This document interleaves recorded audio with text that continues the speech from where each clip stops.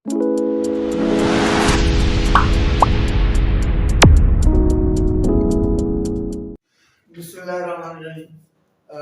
में आज जो हमारा टॉपिक है वो है थेफ्ट एंड एक्सटॉर्शन। थेफ्ट क्या है? Offence committed without the consent of the owner.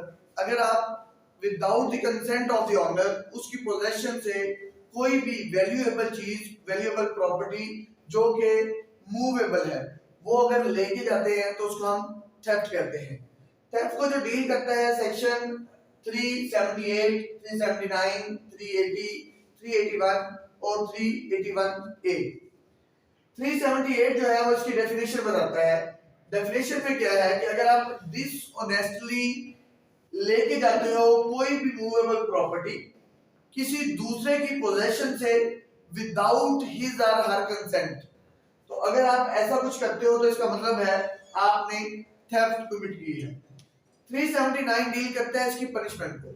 अगर आपने थेफ्ट कमिट की है तो वो थेफ्ट जो है उसकी जो पनिशमेंट होगी वो 3 इयर्स और फाइन या फिर दोनों हो सकते हैं।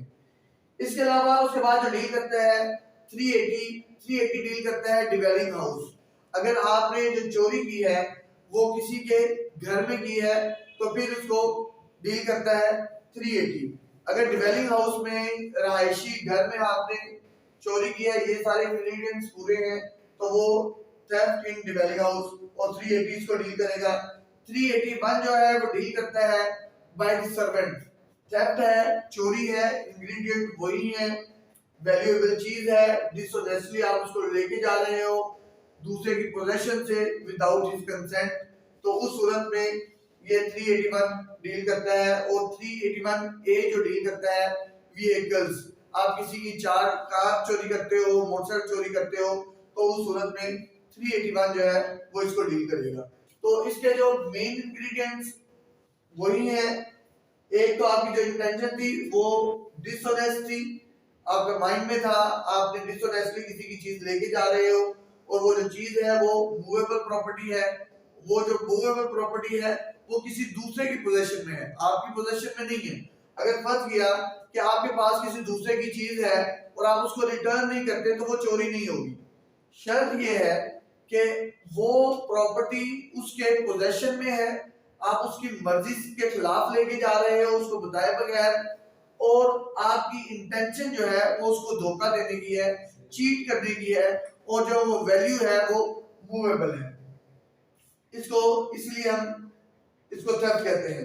अब थेफ्ट का कहीं पे कुछ डिपेंड करता है कि निसाब के लिहाज से भी कि क्या एक जो है वो चोरी, रोटी की जो चोरी है, खाने की जो चोरी है, ये नॉमिनल जो थेफ्ट है, क्या वो भी थेफ्ट कंसीडर होगी?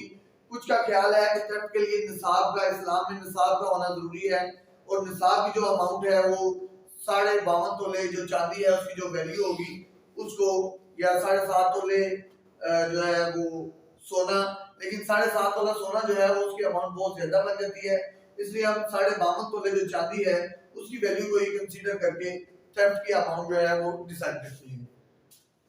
अब ये मूवेबल प्रॉपर्टी और विदाउट कंसेंट, इसकी पनिशमेंट जो है वो इसमें 3 ईयर फाइन या फिर बोथ है। उसके बाद हमारे पास है एक्सटॉर्शन।